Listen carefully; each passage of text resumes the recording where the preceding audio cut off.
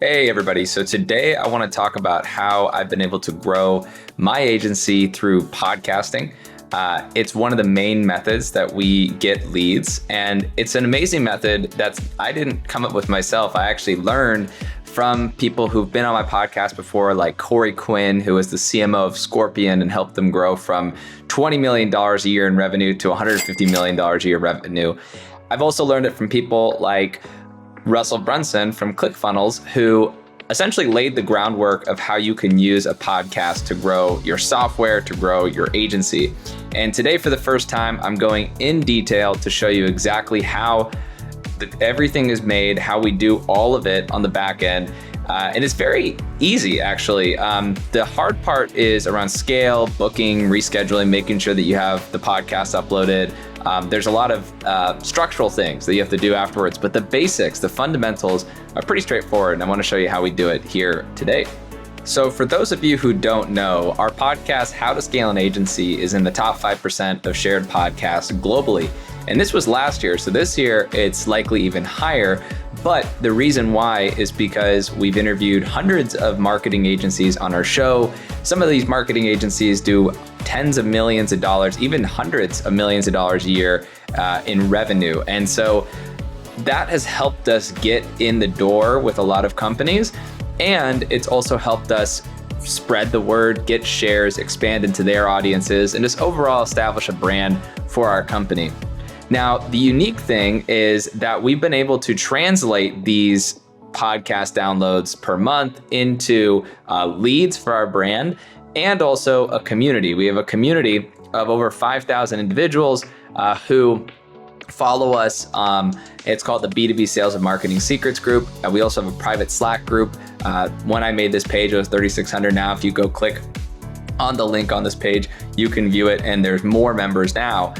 But essentially, we've translated a lot of these people from the podcast into the community, and we've grown our software, we've grown our agency this way. Now, the main point I'm trying to get across before we continue is just how we actually get people from the podcast to opt in to some sort of a sales pitch. And we do this for ourselves, and we do this for our clients.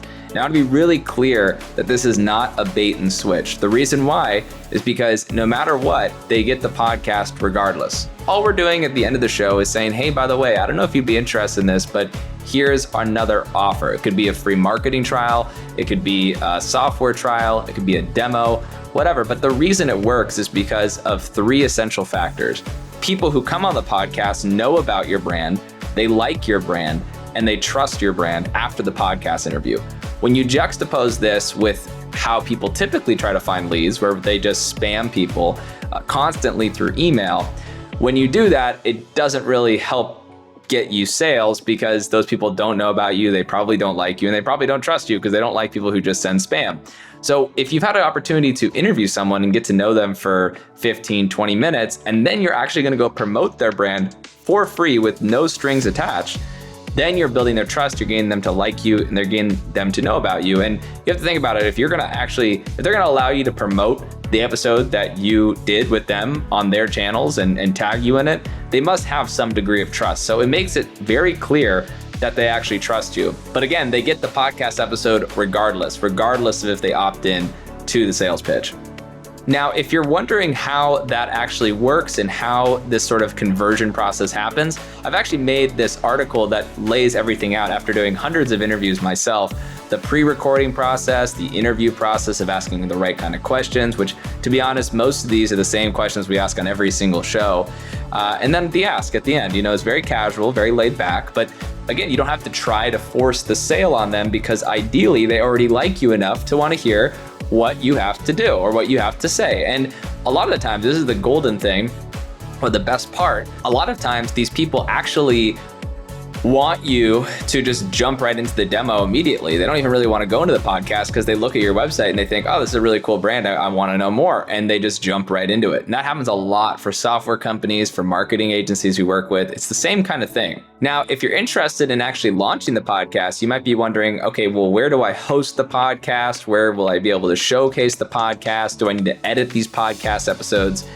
And also, how do I get people onto the show? Well, there's a couple of different ways. If you're gonna actually have your podcast hosted, I recommend using something like Captivate. Let me show you that real quick. If you go to Captivate.fm, you can sign up. You can start a free trial there. I'm currently not affiliated with Captivate, so I don't have any affiliate code for you to use, but you can just go there and sign up for free. And once you've signed up, it will actually allow you to create a website landing page where you can put all of your podcasts and people can view them and watch them here. You can edit your show notes, you can do all sorts of stuff. Now, the important thing to keep in mind is that you don't actually need to edit these episodes. That's a big roadblock for a lot of people. They think, okay, I'm gonna get these people on the show and then I'm gonna have to edit every single episode. What I try to tell them is you just tell the guest, hey, you don't have to worry about editing. This is gonna be a one live take. So here's the questions we're gonna ask. It's about 15 minutes. And for 95% of the people that come on the show, they never even care about editing. I've probably only had 1 in 20 people, 1 in maybe 50 people ask about editing a certain part out. Most people just love the free publicity, and it's like they're coming on a radio show. You know, you don't really have much say in what's on the radio. It's the same concept here. So now that you've actually got your podcast hosted on Captivate, whether for free or on a paid plan, and you've thought through kind of what you want the podcast to be about, which to be honest, usually you want to highlight and focus on them. You want to bring out aspects that they might be interested in talking about. You don't want to make it about you. So for example, you want to make it about, if they have an e-commerce business and you're reaching out to e-commerce companies, you want to make it about scaling e-commerce businesses because that's something they want to talk about. They want to plug their e-commerce company. So you want to be able to mention these things. Now, when it comes to actually getting them to hop on your show, once you've had it live and you have it set up there, there's a couple of ways to do that. We actually have a couple different methods. So we reach out via cold calling. We'll actually call up these businesses and we'll have our team book meetings from that. We also do LinkedIn outreach, email outreach, etc. And we do it all from these scripts. And to be honest, for the most part, there really isn't too much of a difference each time. And we have multiple emails going out from our different people on our team, different sales assistants. And if we work with the client, we actually have these cold email, cold call, maybe even LinkedIn scripts going out at all times. Now we do customize them and we make sure it's something that the recipient would enjoy. Now, the biggest reason, and I'll show you in a second here, why it's so important to do something that gets a high level of interest or intrigue is because when you're sending out a bunch of spam, let's say you're trying to direct sell people, you might get 1 in 100, maybe even honestly more like 1 in 1,000 or 1 in 200, somewhere in that range of people to say that they're interested. And then from there, you still have all the typical problems of lead gen, like getting them to show up, getting them to stay interested, following up, all that stuff. And so what we've thought through is, well, if you're gonna run into all these problems anyways, you might as well give them something valuable to increase the show rate, to increase the interest, etc. So if you do a podcast, you get way more people saying yes. So a typical campaign, I'll show you some of the numbers, but a typical campaign, again, might get 0.5 to 1% response rate. When you're doing a podcast, you're actually getting up to 15%. The average is about 9% response rate. And of those, about 6 to 7% people actually book a meeting. And we have this process dialed in because not only are we doing this for us and every single person on our team is involved in a podcast in some way, shape, or form, but we're also doing this for our clients. So we might actually have the most unique database of converting podcast guests into actual leads on the planet, right?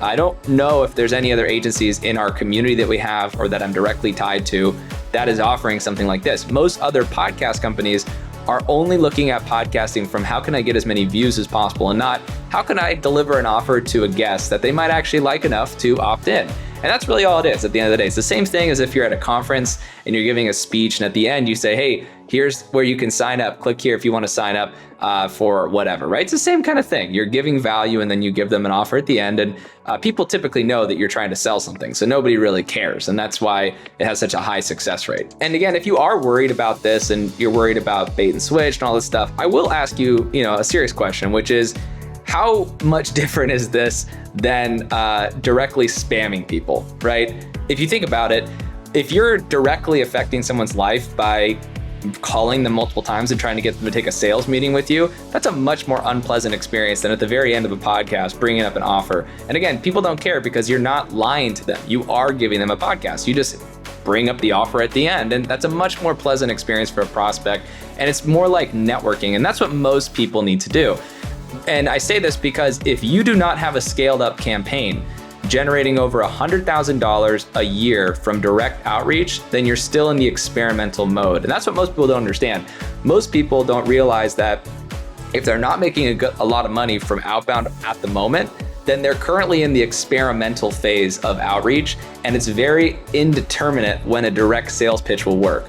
And the reason you could still do a direct sales pitch if you want to, and I do recommend A/B testing this strategy with the direct sales pitch strategy, is because if you can get a direct sales pitch to work and you can get above 1% of people to say yes to some kind of an offer with a direct sales pitch that doesn't include podcasting, the opportunity is massive. And so it does make sense to test it.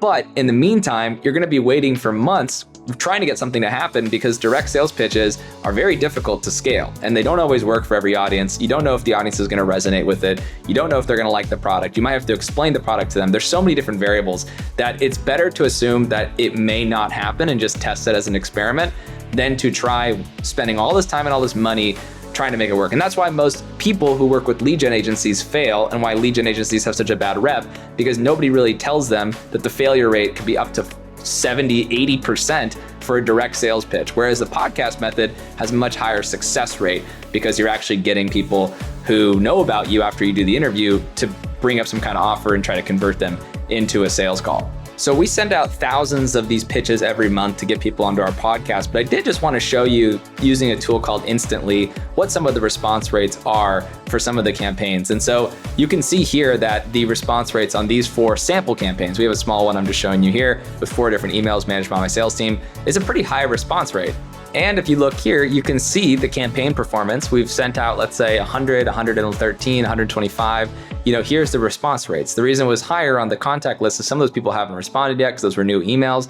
But on the ones that have been responded to, you can see 7.4%, 7.2%, 6.5%, 10.6%, and even 17.6% on one of our partners' podcast campaigns that are running. And so you can see that it can be an incredibly good way to get sales meetings. I would say the real beauty of the strategy is that you end up getting pleasantly surprised. So for example, when you get somebody who is interested being on the podcast, you will find that way more people show up than you were expected, usually, and that a lot more people are interested in your offer than you would previously recognize. And the reason for that is, again, because they trust you, they like you. So many people think, and this is, I've closed millions of dollars in deals at this point with my agency.